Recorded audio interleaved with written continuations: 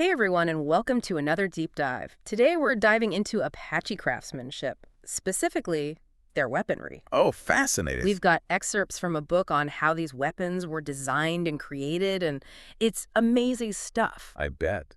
What's remarkable is how these excerpts show how diverse Apache culture really was. We're talking about the Chihuahua, Mescalero, Western Apache, all these groups with unique customs. But they were all able to adapt and thrive in some really harsh environments, right? Absolutely, some of the harshest you can imagine. It really makes you think about the connection between the way they lived and the tools they created. The book talks about the mountains and deserts. Oh, for sure. Those weren't just backdrops. Yeah. They really shaped their whole approach to survival. You can't separate the two. You really can't. And you see that relationship with nature reflected in their weaponry. One of the things that really struck me was how collaborative the crafting process was. Really? Yeah. The book even mentions that women played a huge role working right alongside the men to make sure that everyone was prepared, for hunting or defending themselves. It speaks to a real sense of shared purpose. Absolutely. Deeply communal. And that makes sense given how the environment really demanded that unity, wouldn't you say? I can definitely see that. And it wasn't just about weaponry, was it? No, not at all. The book suggests that this spirit, this shared purpose, was a part of everything they did. It was their way of life. It's fascinating how it permeated their entire culture. It really is. Hmm. And that brings us to how their weapons changed over time. Even simple tools like bows and arrows. Oh, yeah. Those are never truly simple, are they? Never. The book actually goes into how they were constantly refining their techniques, playing with different materials, always trying to make their weapons more effective. You've got to admire that drive to innovate. Absolutely. And then, of course, Europeans show up. Talk about a game changer. Right. The book really emphasizes this as a pivotal moment. Metal tools, guns. A whole new world colliding with their own.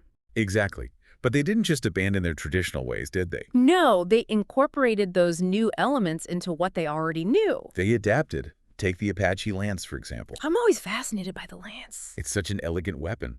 The book describes it as this sturdy wooden shaft, but now tipped with metal. Oh, wow. It became a powerful symbol, especially with another European introduction. Let me guess. The horse. The horse, exactly. Oh man, the horse changed everything. You could just feel that aha moment rippling through history, can't you? Suddenly, it's not just about getting from point A to point B. It's about speed and maneuverability, a whole new way to fight wars. Precisely. The book mentions how they'd use hit-and-run tactics. It's iconic, the image of an Apache warrior on horseback. It really is. And they were so skilled using the horse almost as an extension of their own agility. It really shows how adaptable they were. Absolutely.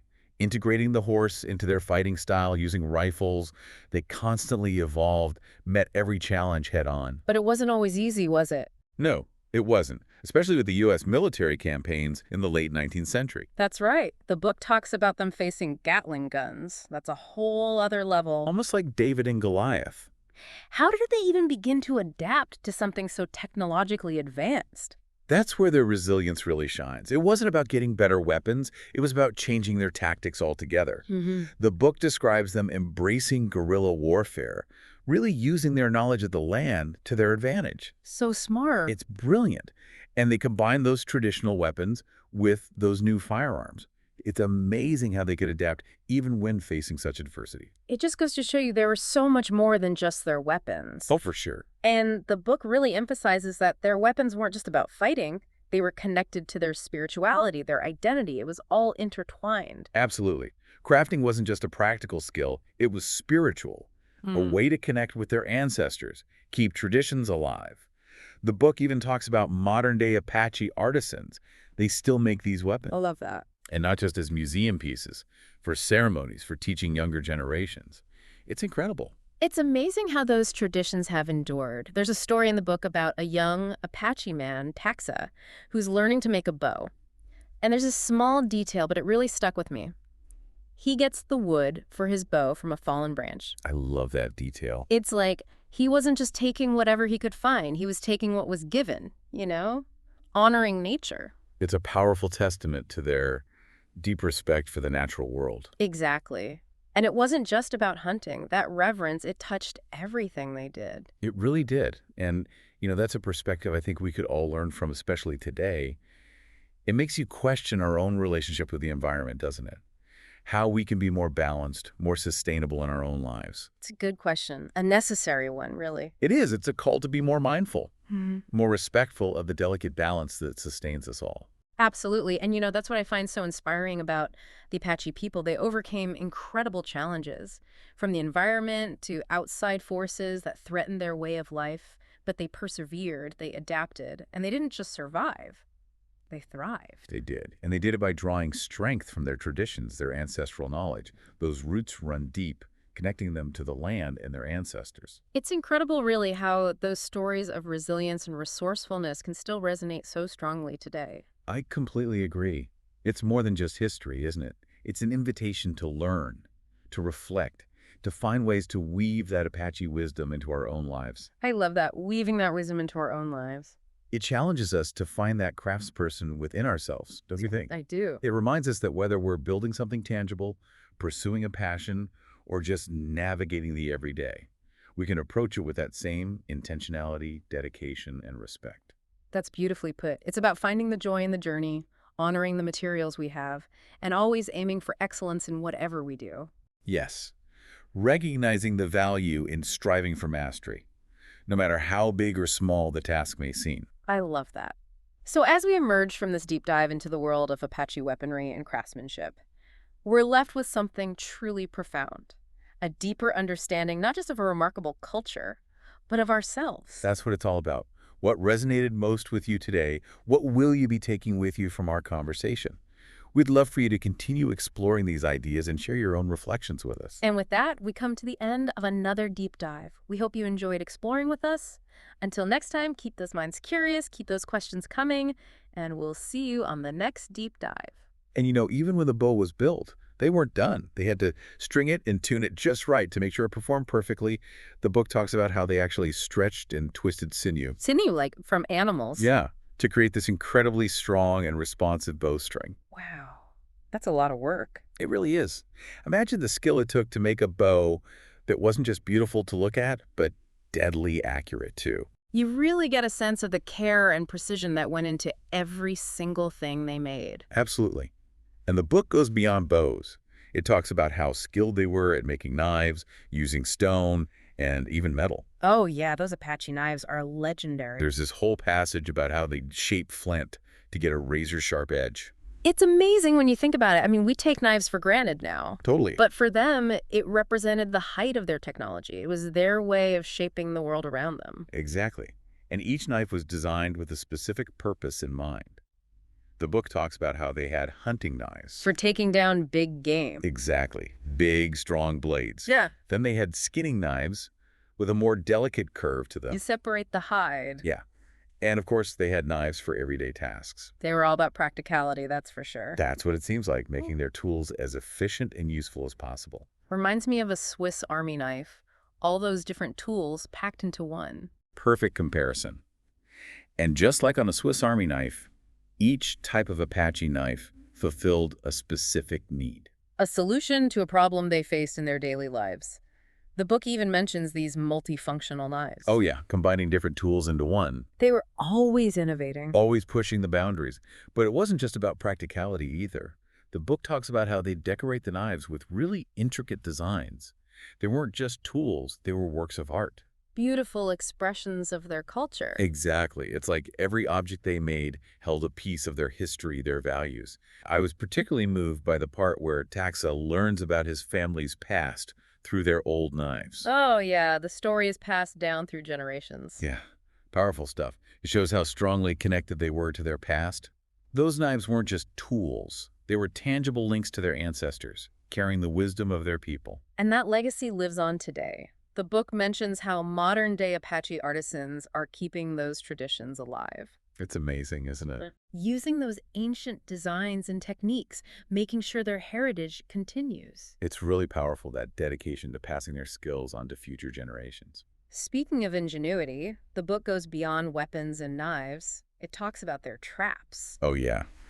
Their knowledge of animals and the environment was incredible. It's amazing. They had so many different kinds of traps. The book describes everything from simple snares for small animals to these really complex Much deadfalls. larger prey. Right. Yeah, They even had special traps for fishing. It's clear they knew how to use the resources of any environment they were in. they really did. The book even tells you how to build some of these traps. It's like having a survival guide passed down through generations of Apache knowledge. It is. Though it makes you realize how disconnected we've become from those ancient skills. We've lost touch with that deep understanding of nature. It's a shame. But at least those teachings are still out there. They are. And it reminds us we can still learn from them. Although the book stresses that hunting and trapping wasn't just about putting food on the table for the Apache. It was about balance. Balance. Yeah, respecting the animals, making sure they didn't take more than they needed, being responsible stewards of nature. That's a crucial point. It's not just about taking, it's about giving back and making sure future generations can enjoy the same bounty. Precisely. It's about recognizing our connection to the environment and acting accordingly. Absolutely. It's a good reminder for all of us. Another thing that struck me was how collaborative their craftsmanship was. It wasn't just individuals working alone. Oh, no, it was a group effort. They shared their knowledge, their skills, helped each other out. The book really emphasizes that sense of community. They made sure everyone had what they needed to thrive. Exactly. It created this amazing sense of unity and shared purpose. And that extended beyond crafting, didn't it? Oh yeah, to their social structure, their beliefs. It was woven into the fabric of their society. And the book goes into how that communal spirit played out in their warfare strategies, too. Their understanding of the land and their use of guerrilla tactics was incredible. It sounds like they were incredibly strategic in their approach to warfare. They weren't just skilled warriors, they were thinkers. Absolutely. They used every advantage they could find. The book talks about how they'd use hit-and-run tactics, ambushes, strategic retreats, and they were masters of psychological warfare, too. Really? How so? They'd use deception, camouflage, displays of force to intimidate their opponents. They knew how to use their enemies' fear against them. It's fascinating how they were able to combine those physical skills with these really complex psychological strategies. It reminds us that warfare isn't always about brute strength. It's a battle of wits, too. And the book doesn't just focus on the Apache. It touches on the history of warfare across different cultures. Oh, wow. So it puts the Apache approach to warfare in a broader context. Exactly. It's a reminder that as much as we might want to deny it, warfare is part of the human experience. It's something that we see across different cultures and throughout history. And even though it's a difficult topic, I think it's important to understand these different approaches to conflict. I agree. It helps us to make sense of a complex and often tragic aspect of human history. And the book doesn't just dwell on the past, does it? It brings those lessons into the present. It does. It makes connections to modern warfare, highlighting how many of those ancient strategies are still relevant even today. It's incredible how those threads of knowledge can be woven through time to offer us guidance in the modern world. It really is. History has so much to teach us, if we're just willing to listen. It's really amazing how much we've uncovered in this deep dive. We talk about how resourceful and resilient the Apache people were. We do. But it's different when you actually hear about how they lived their lives every single day. I know. It really puts things into perspective, doesn't it? It does. And one of the things that really stuck with me was how connected they were to everything around them. Oh, yeah, that deep respect for nature. The book really emphasized how they used every part of the animal. Minimize waste. Yeah, and they understood that they were part of this delicate balance. We talked earlier about taxa and how he took wood for his bow from a fallen branch. Right, right. And that respect wasn't limited to hunting, was it? It was in everything they did. Everything. Their entire way of life was intertwined with the natural world. I think that's something we could all stand to learn from. Especially today. It makes you think about how we treat the environment, how we can be more balanced and live more sustainably. Those are questions we should all be asking ourselves. For sure. Yeah. That's what's so inspiring about the Apache people. They went through so much, from harsh landscapes to outside pressures. They really did. But they never gave up. They adapted and they thrived. And they did it all while holding on to their traditions, their knowledge and connection to the land. It's a powerful testament to the importance of cultural heritage and keeping those traditions alive. It really is. It's incredible how these stories can still inspire us today. This wasn't just a history lesson. Yeah, totally. It was a chance to learn from a different way of life and maybe take a little bit of that Apache wisdom with us. I like that. Taking that wisdom with us. It's like the book challenges us to tap into our own inner craft person. Our own inner craftsperson. What do you mean by that? I mean, it reminds us that no matter what we're doing, building something, creating something, even just living our lives, we can approach it with that same intention, that same dedication to the process. Finding joy in the journey, honoring what we have, always striving for that excellence no matter what we're doing. Yes, exactly. Yeah. Seeing the value in mastering a skill, no matter how big or small. I love that. Well, as we come to the end of our deep dive into Apache weaponry and craftsmanship, I think we're left with something really profound. Mm. A deeper understanding not only of a remarkable culture, but also of ourselves. It's amazing how exploring another culture can teach you so much about your own.